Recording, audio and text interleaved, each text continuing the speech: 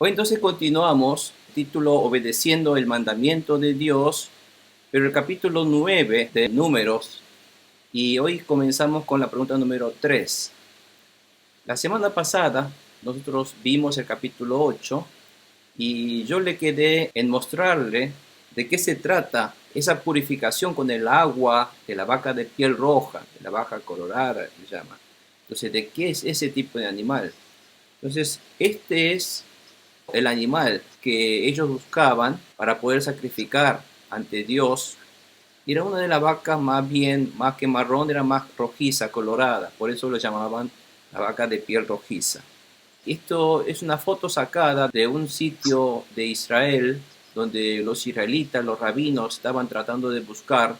Vieron que detrás están los otros tipos de vacas, pero estaban tratando de ellos buscar la genética original de esa vaca de piel rojiza y dice que ellos obtuvieron finalmente esas vacas que fueron del sacrificio en aquel momento. Pues para que tengamos una idea real de qué se trataba en ese momento. Y este piel roja o colorada, todo esto venía con el simbolismo del sacrificio de nuestro Señor Jesucristo ensangrentado. Bueno, vamos a comenzar con la pregunta número 3 y le voy a pedir entonces al hermano Aldo, por favor, con la pregunta número 3. Adelante, hermano Aldo. ¿Cómo dijo Dios cumplir la Pascua? El Señor habló a Moisés en el desierto de Sinaí, en el primer mes del segundo año después de la salida de Egipto. Le dijo: los israelitas celebrarán la Pascua en la fecha señalada. La celebrarán al atardecer del día 14 del mes, que es la fecha señalada. La celebrarán ciñéndose a todos los estatutos y preceptos. Moisés mandó que los israelitas celebraran la Pascua, y ellos la celebraron en el desierto de Sinaí al atardecer del día 14 del mes primero. Los israelitas hicieron todo lo que el Señor le había mandado a Moisés. Amén, amén. Gracias, hermano. Bueno, vamos a poner un poquito en claro dónde ocurre todo esto. Dice aquí la palabra de que el Señor le habló a Moisés en el desierto de Sinaí. ¿Y cuándo es entonces? Estamos hablando del desierto de Sinaí, el lugar. ¿Cuándo es? Aquí habla de que es el segundo año, el primer mes, después de la salida de Egipto. El Señor está hablando del desierto de Sinaí y el primer mes y el segundo año después de la salida de Egipto. Este es el caso típico donde muestra que la Biblia no está registrado en un orden cronológico. ¿Por qué? Nosotros vimos en Números capítulos 1 en adelante que Dios le daba órdenes de efectuar el censo de la comunidad. ¿Y cuándo fue el censo de la comunidad? Fue en el segundo mes del segundo año. Y aquí recién Dios está hablando, capítulo 9, otra vez vuelve al primer mes del segundo año. O sea que hay una alteración en el tiempo, porque todo esto está redactado o compaginado o editado de tal manera para que todo tenga una fluidez del sentido del contenido y no es un registro cronológico. Por eso muchas veces nosotros tenemos que entender que la Biblia no registra las cosas según su tiempo, sino según su contenido, según lo que quiera enseñarnos. Amén. Bueno, por eso tenemos que entonces volver un poco a tiempo atrás de todo esto, cómo ocurre. Ahora el tiempo es en el momento ni bien construido el tabernáculo. Para que podamos ver esto un poco en el eje del tiempo que vimos antes, nosotros teníamos aquí que la salida de Egipto fue en 1446 aproximadamente antes de Cristo, según el registro de Éxodo, pero Éxodo termina diciendo o narrando que el tabernáculo que Dios le había instruido ha sido construido y consagrado. Y ahí termina Éxodo. Y el capítulo 9 de hoy comenzaría a unir ese fin de Éxodo y este comienzo del capítulo 9, porque aquí empieza toda una travesía del pueblo de Dios. A partir de este momento es cuando del Sinaí, después de construir el tabernáculo, ellos reciben recién de Dios cómo tiene que hacer el censo, cómo tiene que formar escuadrones, cómo tiene que movilizarse. y después cómo tener que marchar. Y ellos van a marchar el día 20 del segundo mes, así que queda todavía un mes y medio aproximadamente en tener que irse. En ese mes y medio ocurren muchas cosas. ¿Y qué es esto? Bueno, cuando llegaron, el monte Sinaí fue en el segundo mes, ni bien salido, así que tardó 2 meses a llegar desde Egipto hasta el Sinaí. Pero después del Sinaí, ellos pasaron casi un año para construir el tabernáculo, según la orden que Dios le había dado. Y cuando terminó el segundo año, justo el primer día, el primer mes del segundo año, ahí terminan de construir el tabernáculo, según el Éxodo 40, porque ahí termina diciendo eso, y ahí consagra Dios ese tabernáculo. Y hoy estamos hablando este momento. El momento es este, cuando Dios da estas órdenes. Es decir, y después Dios está diciendo que el día 14 del primer mes, que va a ser aquí, fíjense, el día 14 del primer mes del segundo año, dice Dios celebrar la Pascua, tiene que cumplir la Pascua. Dios le está dando un momento preciso cuando cumplir esa Pascua. Pero nosotros vimos recién comenzando en Números 1:1, que ahí reciben todas las leyes y preceptos de cómo purificarse, cómo prevenirse contra la contaminación y toda la manera de cómo van a formar sus escuadrones, cómo se van a acampar, cómo se van a marchar. Todo esto viene aquí en el segundo año, segundo mes, en primer día en adelante. Así que hoy estamos parados aquí, de vuelta en el tiempo, aquí. Dios está dando instrucciones para que el día 14 van a tener que cumplir la Pascua de Dios. Y después el día 20 de febrero, o del segundo mes, van a tener que partir del monte Sinaí, según registro del número 10:11. Bueno, en base a esos versículos, nosotros ubicamos en el tiempo los distintos sucesos, como ha ocurrido. Entonces, repetimos, ¿cuándo fue entonces lo que está Dios dando esta orden de hoy? Es el primer día del primer mes del segundo año. Ni bien construido el tabernáculo, este momento está dando estas órdenes. Y Dios le dice, fíjense, Dios le habló a Moisés en el desierto de Sinaí en el primer mes, dice, los israelitas deberán celebrar la Pascua en la fecha que les voy a decir. O sea, no van a celebrar en cualquier momento. Dios está dando cómo, cuándo celebrar la Pascua. Y la celebrarán al atardecer del día 14 del mes, que es la fecha señalada. Y tiene que ser en esa fecha. ¿Por qué Dios dice celebrarla?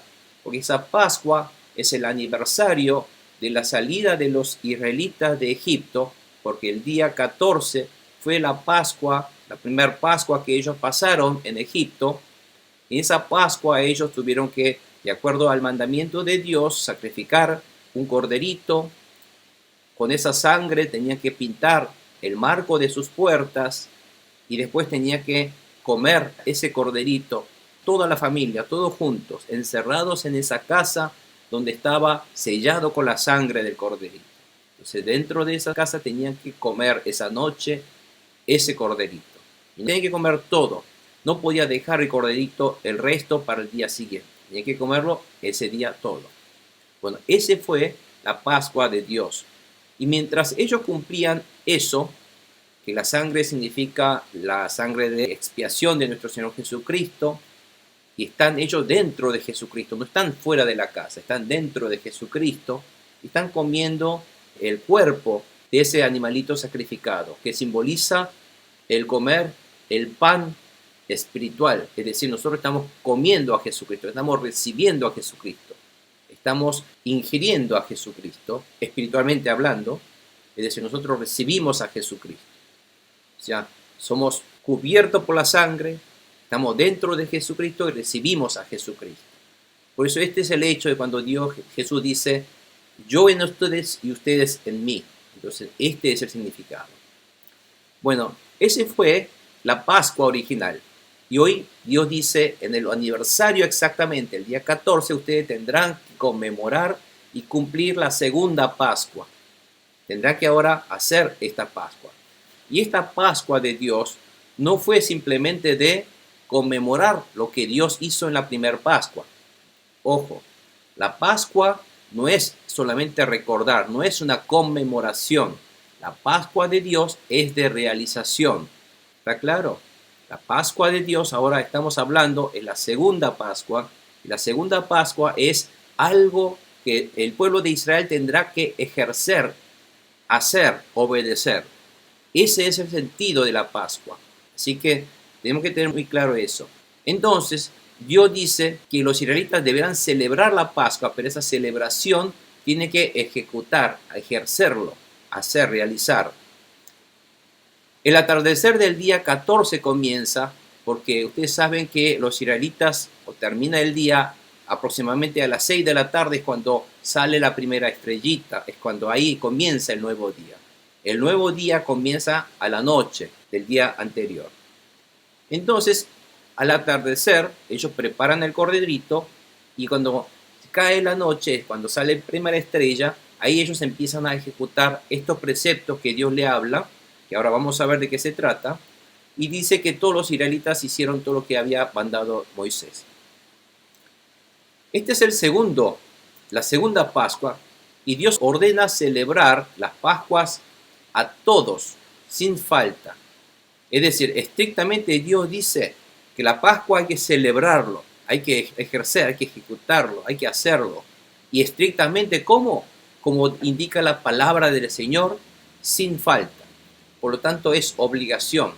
Todo el mundo, sin falta, todos sin excepción, todos tienen que cumplir y ejercer esta segunda Pascua que Dios ordena. Y Dios ordena celebrar estas Pascuas a todos, pero sin excepción. Después vamos a ver por qué. Hay algunos que son exentos, por ejemplo.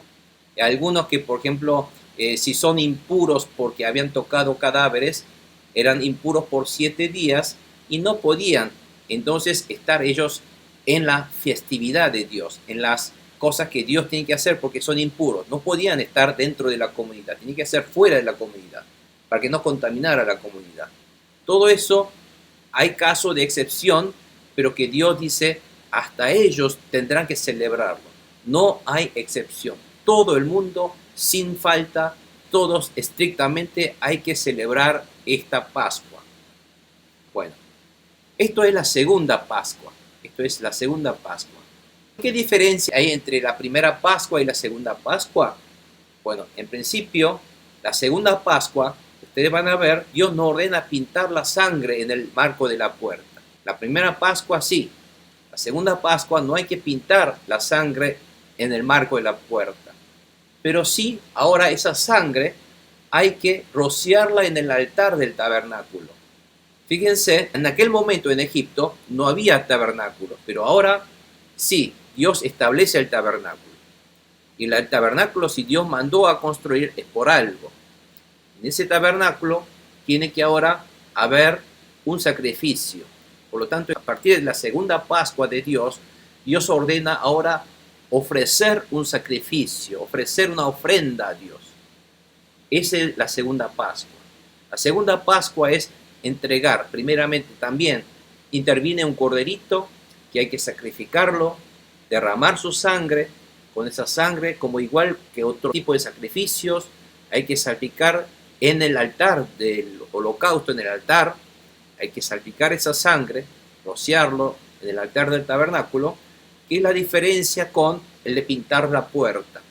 Bueno, el de salpicarlo ahora es también recordar esa sangre, simboliza esa sangre que derramó el corderito y que los salvó, esa sangre que los hizo saltar, que para que ese ángel de la muerte no entrara a ellos a matar.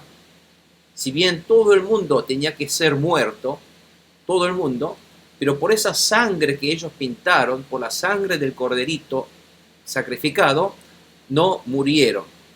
Entonces, dando gracias a ese hecho, ellos tendrán que también matar el corderito con esa sangre que simboliza esa salvación. Tendrán que ahora sí salpicarlo, rociarlo en el altar del tabernáculo. Y después de hacer esto, Dios ordena que ese animalito tendrá que comerlo.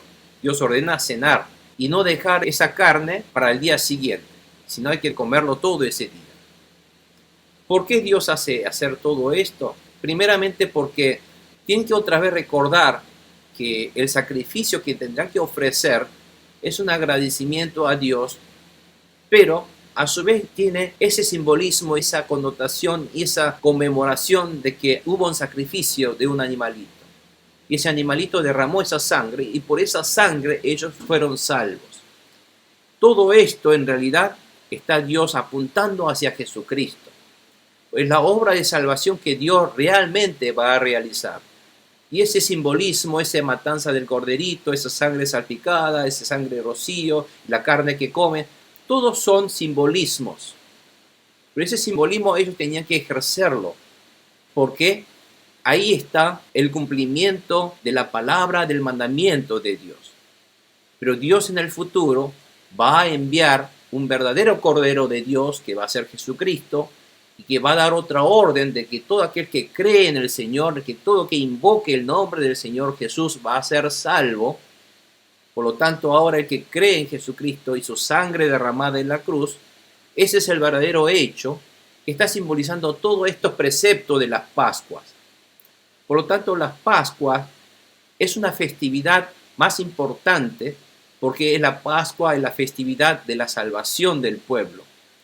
En la Pascua los israelitas fueron salvos. Es decir, todos nosotros, cada uno de nosotros, cuando recibimos a Jesucristo, todos tuvimos un Pascua espiritual.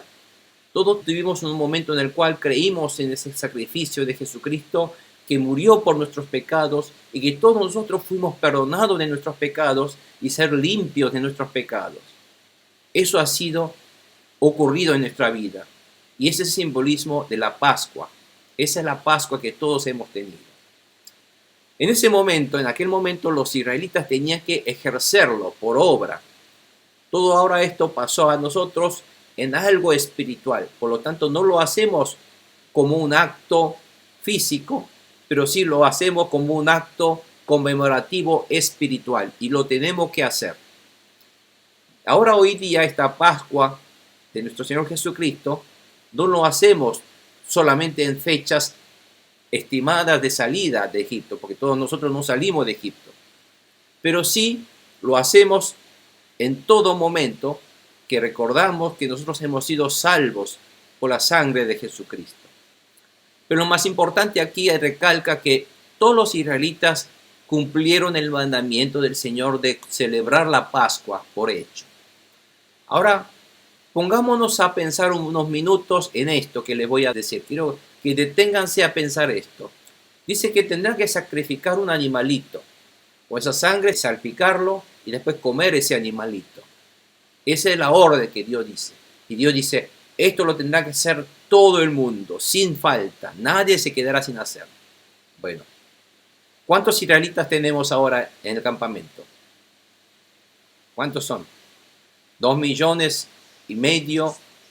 a 3 millones como máximo aproximadamente. Entonces, ¿habrá habido 3 millones, 2 millones, 3 millones de corderitos en ese momento para hacerlo? Porque acá dice que ellos todos cumplieron, hicieronlo, todo como el Señor manda. Pero si nosotros lo pensamos realmente en el hecho real, vemos que no hay corderitos tantos para poder sacrificar millones de corderitos, porque van a tener que necesitar para uno un corderito. No fue así. Bueno, ¿cómo fue? Un corderito necesitaba en realidad para poder comer una familia. A veces había dicho que si la familia es pequeña, dijo que se juntara con un vecino para que puedan también los vecinos juntarse para comer un corderito. Pero debido a que realmente aún así falta corderos, es muy posible que haya hecho, porque no es necesario que ese corderito tenga que comerse todo para llenarse y saciar su hambre, ¿cierto? Porque están ellos en el desierto. Por eso se estiman los historiadores que posiblemente haya ocurrido es que cada tribu se habrán reunido diferentes clanes todos juntos y por clanes que formaban una gran familia, por ahí mataron un cordero para un gran número de clan. Por lo tanto, a lo mejor cada uno habrá comido un pedacito de esa carne, no para llenarse su barriga, pero como un simbolismo habrá comido un pedacito de esa carne para que pueda cumplir con ese mandamiento. El sentido común y la situación nos hace pensar de que cada uno por clanes en gran número habrá matado un corderito. Haciendo así, aún podemos llegar a aproximadamente un número de unos 30.000 corderos que han sido sacrificados en ese momento. Y entonces fíjense, en una noche tendrán que matar 30.000 corderitos. Fíjense cuántos animalitos hoy en un matadero sacrifican para poder producir, para vender en el mercado. 30.000 corderitos es mucha cantidad. Aún así, ellos cumplieron. Así que esa noche de la Pascua en el desierto fue realmente una gran matanza. Y derramaron un corderito detrás de uno, detrás de otro. Tendría que venir todos los corderitos en fila. Y tuvieron que sacrificar, tomar un poco de sangre, salpicar rápidamente, porque había solamente 3 sacerdotes. El sacerdote, sumo sacerdote era Aarón y sus 2 hijos. Los 3 pobres tendrían que haber salpicado sangre de los 30.000 corderos. Fue un trabajo arduo, ¿se da cuenta?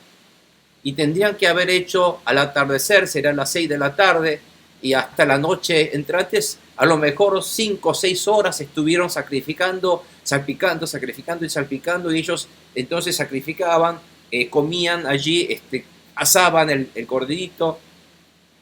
Entonces, aún así 30.000 corderitos es mucho. Por lo tanto, muchas veces pueden llegar a pensar, la vez pasada aprendimos, aquí hay lo que se llama un representismo.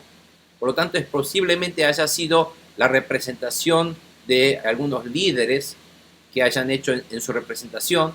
Ese puede ser otro caso. Pero la cuestión es que Dios le dice, todo el mundo tiene que hacer, por lo tanto, todo el mundo ha participado. Por eso es mucho más factible de que esto lo hayan ejecutado para que cada uno pudieran comer un pedacito de ese corderito. Lo que quiero decir con todo esto, más allá de realmente cuál fue el hecho verídico, real, histórico, es que fue un suceso arduo, un suceso, un evento de envergaduras muy grande para hacerlo, la Pascua que Dios ordenó. Pero aún así, los israelitas empezaron a obedecer y aunque sea muy difícil de hacer, cumplieron con el mandamiento de Dios. Eso es lo que quiero decir. Y es lo que realmente pasó, porque sin excepción tenían que cumplir con la Pascua de Dios. Y es lo que dice la Biblia aquí, cuando vimos que los israelitas hicieron todo lo que el Señor le había mandado a Moisés, de cumplir así la Pascua del Señor en el tabernáculo. Por lo tanto, en la segunda Pascua, que ahora se hace en el tabernáculo, se sacrifica el animal, se recuerda que ese sacrificio de ese animal, se come ese animal, se asimila, lo come, pero también tiene que arrepentirse y agradecer a Dios de todo lo que ellos hicieron. Y después van a ver que Dios ordena comer 3 tipos de comidas. Uno es, primeramente tendrán que comer el corderito, esta es la comida de la Pascua, comer el corderito, junto con el corderito tendrán que comer el pan sin levadura, y con eso tendrán que comer unas hierbas amargas. ¿Por qué Dios ordena a partir de esta segunda Pascua comer este tipo de comidas? Primeramente porque el corderito simboliza el cuerpo de nuestro Señor Jesucristo, sacrificado, mutilado, para pagar el precio del pecado, el castigo nuestro que debíamos recibir. Y el pan sin levadura simboliza el hecho de tener que arrepentirnos de todos nuestros pecados y ser limpios de todo tipo de impurezas en nuestra vida. Eso es lo que simboliza el pan sin levadura. Y las hierbas amargas les hace recordar los momentos amargos que ellos pasaban como esclavos en Egipto. Por lo tanto, que recuerden cómo eran ellos antes de ser salvos, de ser antes rescatados por el poder de Dios. Y con todo este precepto, ellos tenían que recordar, por hecho tenían que obedecerlo, pero todo tenía un simbolismo que tenían que ellos recordar, la gracia de Dios de haberlo rescatado de la esclavitud del pecado, de la esclavitud en Egipto, y además haber eliminado de todas las impurezas en sus vidas y el perdón a través de la sangre y el sacrificio de un corderito, quien murió en su lugar.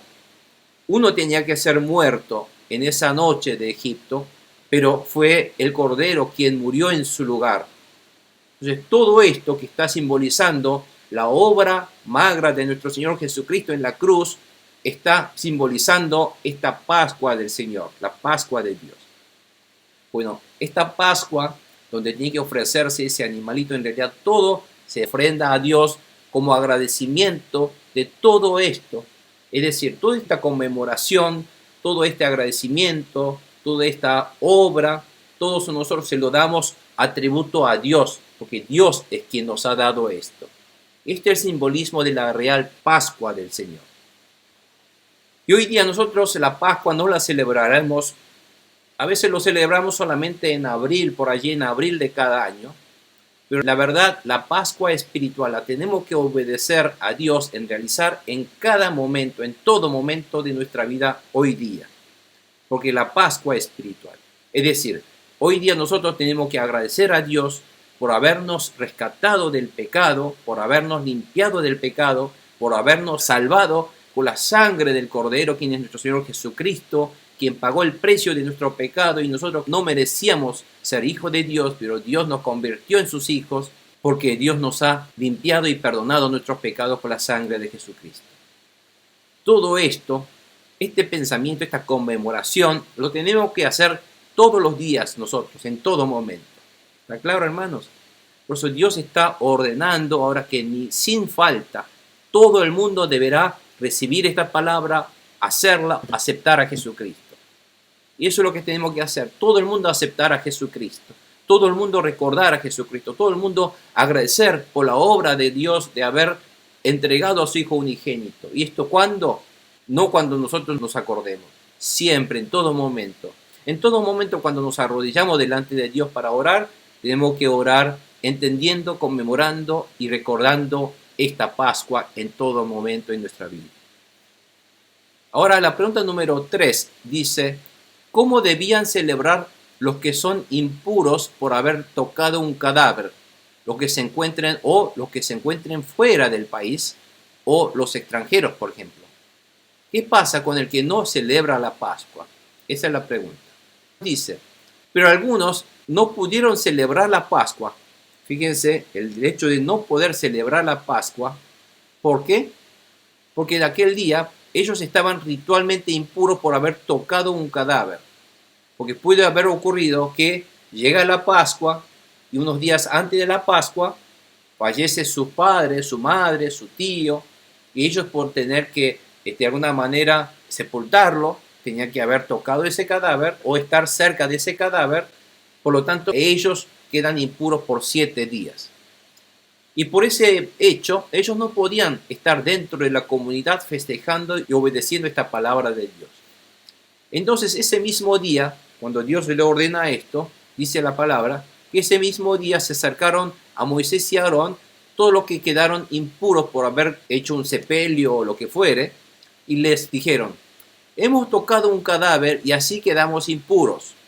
Ahora bien, dice, esa no es razón para que no presentemos nuestras ofrendas al Señor en la fecha establecida.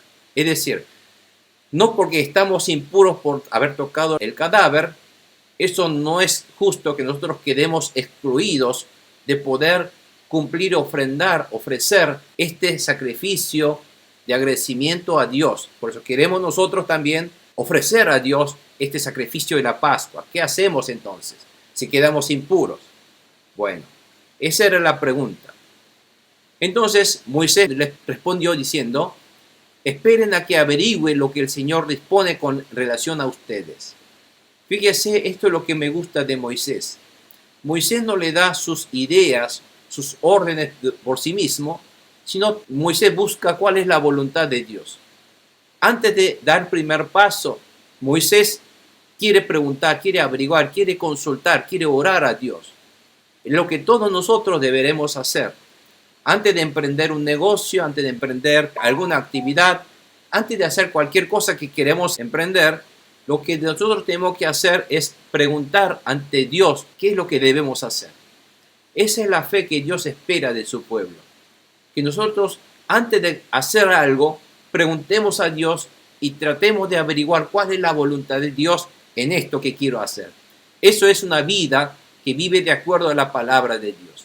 Por eso Dios quiere que nosotros vivamos de esa manera, que nosotros no seamos el dueño de nuestra vida, que Dios sea el dueño de nuestra vida, que Dios tendrá que dar entonces las pautas y las direcciones de lo que debemos hacer.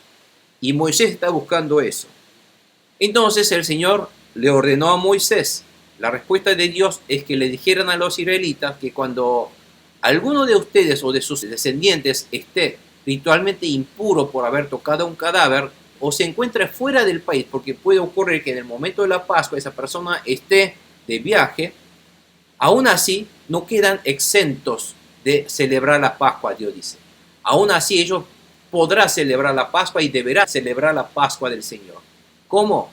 Solo que en ese caso la celebrará al atardecer del día 14 de ¿cuándo? Del mes segundo. Es decir, los que no pudieron en esa fecha lo puedan celebrar exactamente en el mes siguiente, en esa fecha. Entonces, en ese momento, entonces ustedes, aunque haya entonces en un mes, esa persona que ya quedó puro porque pasó 7 días y además los que estaban de viaje le da un periodo de un mes de gracia para que pueda regresar, para poder ofrecer al Señor esta ofrenda de sacrificio. Y además ellos tendrán que comer como todos el cordero, también porque en ese momento ellos tendrán también que sacrificar el cordero, el pan sin levadura y también las hierbas amargas, igual que como ellos hubieran hecho el mes anterior. ¿Está claro? Es decir, Dios le da oportunidades para que todos puedan cumplir, todos que puedan ser salvos. En esto podemos saber el corazón de nuestro Dios, de que a todos por igual le da la posibilidad de que podamos ser salvos a través de Jesucristo. Todos por igual. Nadie puede llegar a decir, no, porque a mí no me dijeron nada acerca de Jesucristo. No, Dios le da todos los medios y las maneras para que puedan ser salvos y creer en Jesucristo. Ese es nuestro Dios. Dios siempre le da posibilidades para que nadie diga, yo no tuve, yo no pude, porque nadie queda exento. Todos tienen que cumplirlo, todos tienen que recibir a Jesucristo. Y otra cosa que Dios le dice de la Pascua, no dejarás nada del cordero para el día siguiente. ¿Por qué? Porque ese corderito es algo tan valioso. Por lo tanto hay que comer todo ese día. Hay que asimilar todo. No dejar, no comer partes. Una de las cosas que mucha gente hoy día lo que hace es cuando escucha la palabra de Dios es que no la recibe toda. Recibe solamente la parte que le gusta. La parte que no le agrada no recibe. No lo recibe de todo. Eso es lo que Dios está diciendo. No hay que recibir partes. La palabra de Dios hay que tomarlo todo. No hay que dejar nada aparte. Entonces, tenemos que tomar todo. Recibir y asimilar todo. Porque además eso es tan valioso, ese corderito. Y tampoco tendrá que quebrar un solo hueso. El de no quebrar el hueso de ese corderito es porque además de que ese corderito hay que conservar y preservar bien antes del sacrificio para que no lo maten en forma agresiva, entonces porque si quiebra su pata queda ya un corderito con defecto. Eso simboliza que es un corderito enterito y el no quebrar solo hueso conecta con la crucifixión de Jesucristo. Cuando Jesús fue crucificado, que los romanos generalmente cuando cae el atardecer y ve que sus crucificados todavía no murieron, no fallecieron, entonces con un gran mazo quebraban sus piernas para poder matarlo. Generalmente pegan en el fémur y ahí trae la muerte casi instantánea. Entonces eso es lo que quería decir, que el no quebrar el hueso se conecta con el hecho de que Cristo no fue quebrado su pierna. Es decir, Cristo es el Cordero de Dios. Para que se relacione con ese cordero donde no se quebró el hueso, es para poder indicar exactamente que ahí está el cordero de que hablaba el Antiguo Testamento, el que no fue quebrado el hueso. Bueno, Jesucristo es ese corderito que no le quebró el hueso. Entonces todo esto está relacionado con Jesucristo. Y cuando celebre la Pascua, lo hará según las disposiciones al respecto.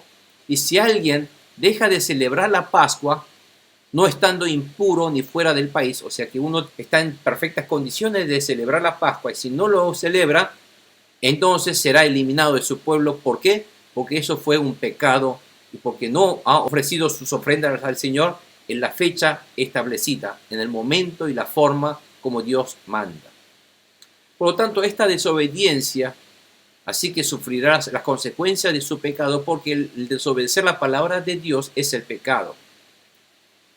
El hecho de obedecer la palabra de Dios significa cumplir al pie de la letra todos sus mandamientos, no dejar nada en el camino.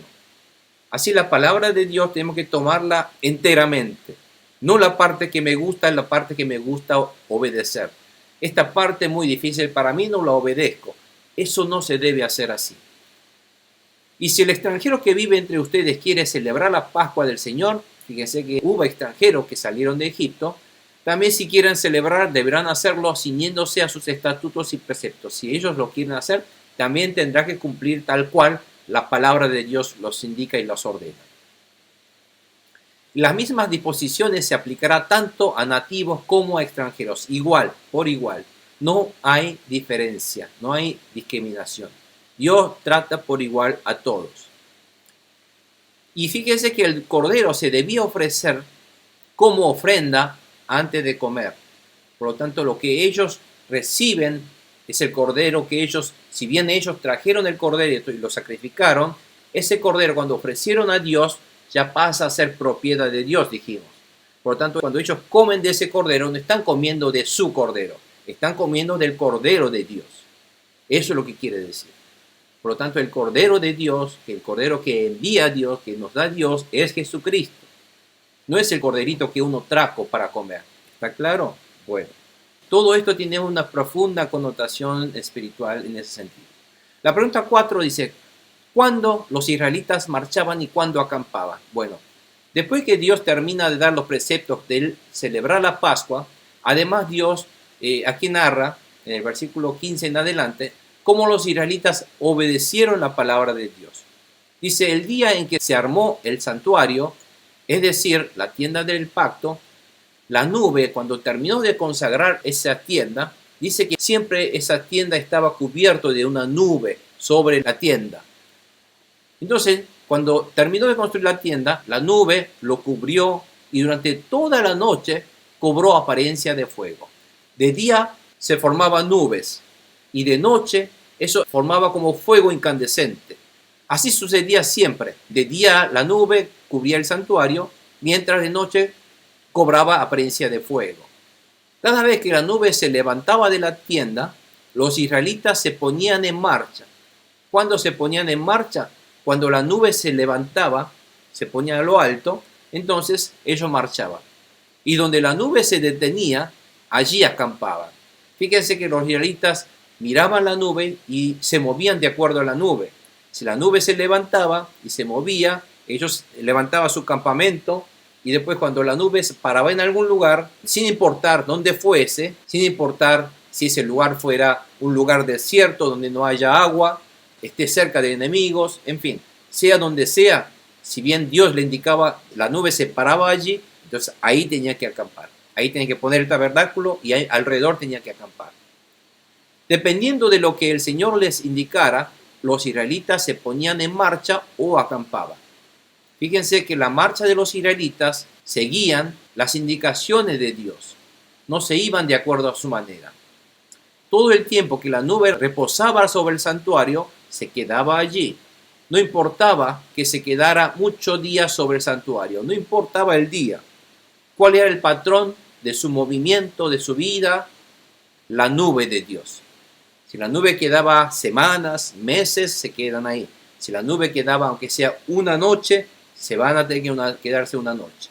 Los israelitas obedecían el mandamiento del Señor. Fíjense la palabra, como dice, obedecían, se repite muchas veces para recalcar y remarcar que los israelitas cumplieron con la palabra de Dios en ese momento.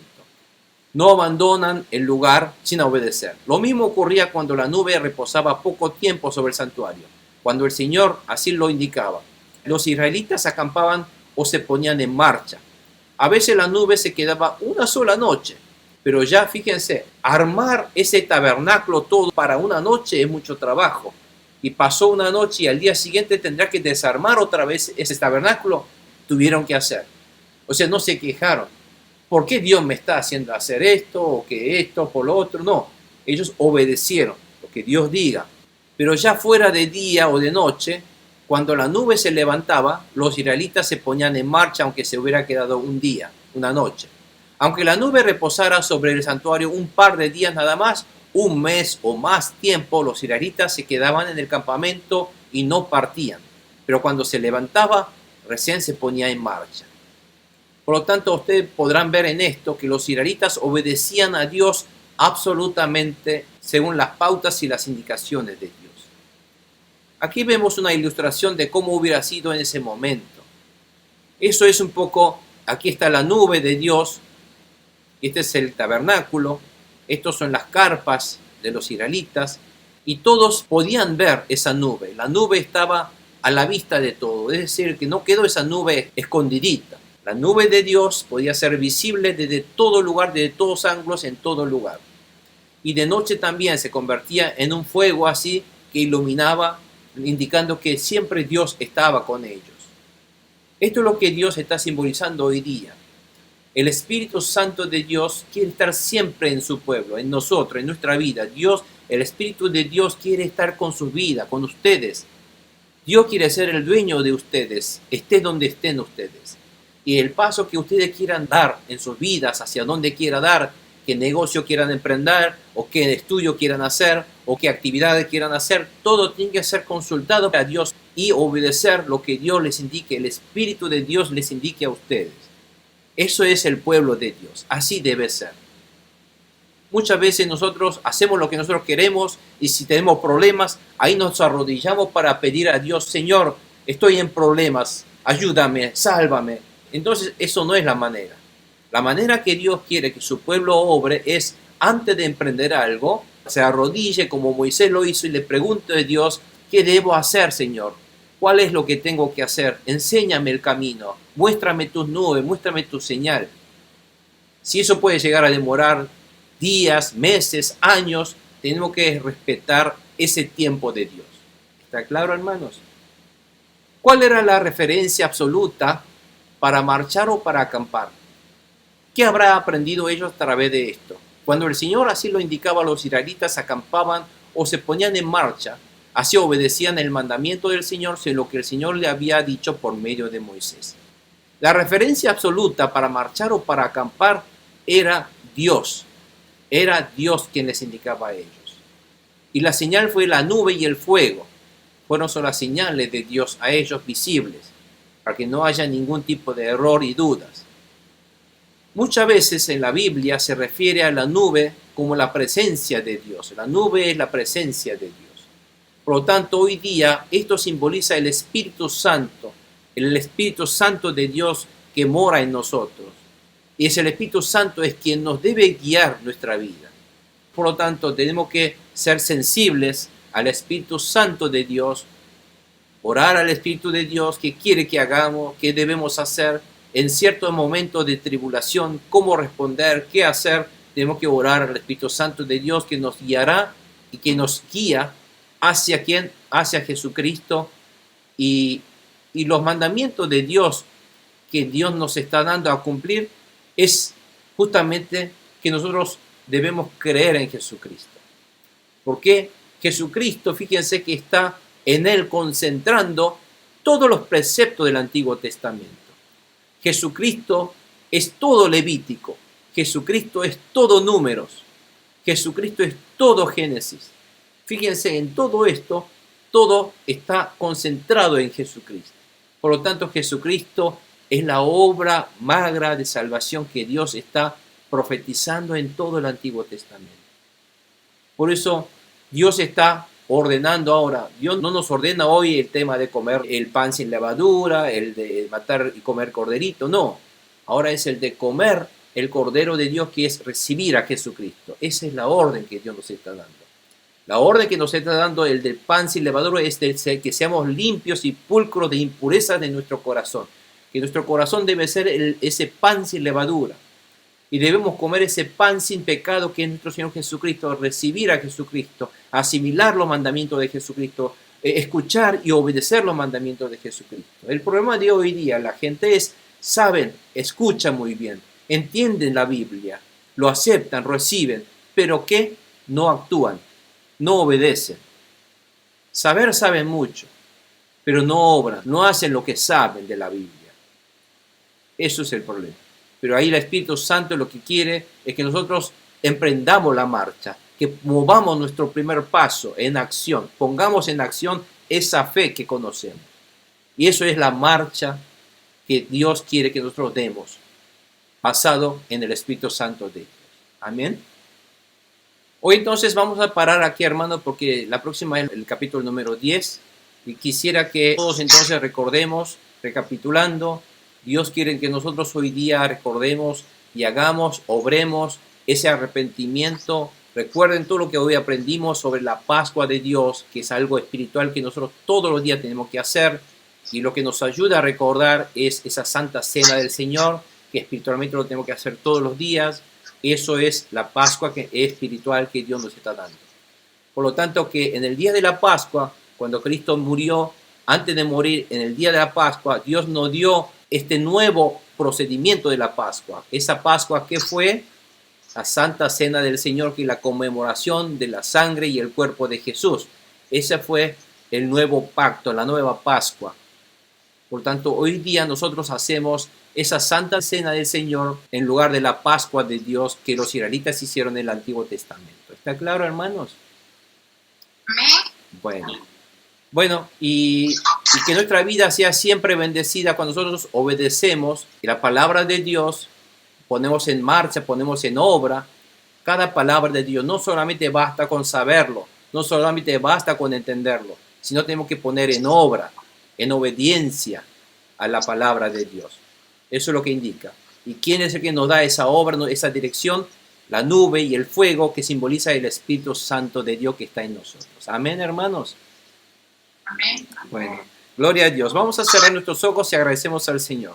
Padre Santo Celestial, Padre Todopoderoso, Rey amoroso, te damos gracias, Señor, por esta noche, otra vez tus palabras, de habernos convertido en tus hijos nuevamente, y estas palabras de que nosotros podamos nuevamente conmemorar esa sangre y el cuerpo de nuestro Señor Jesucristo a través de ese nuevo pacto que Cristo nos dio en el día de la Pascua antes de ser crucificado, el día que fue, Señor, capturado en esa Santa Cena del Señor, Señor. Que esa Santa Cena del Señor espiritual la hagamos todos los días, en todo momento en nuestro corazón.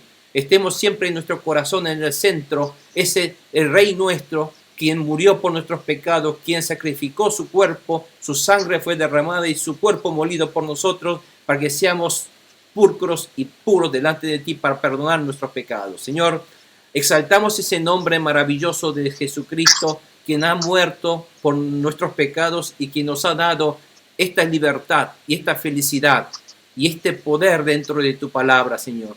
Y también damos gracias, Señor, por esta palabra y que ayúdanos que a través de los Espíritu Santo nosotros podamos obedecer todos los mandamientos tuyos y obedecer al Espíritu Santo de Dios para cumplir y poner en acción, en obra, la fe que nosotros tenemos en nuestro Señor Jesucristo.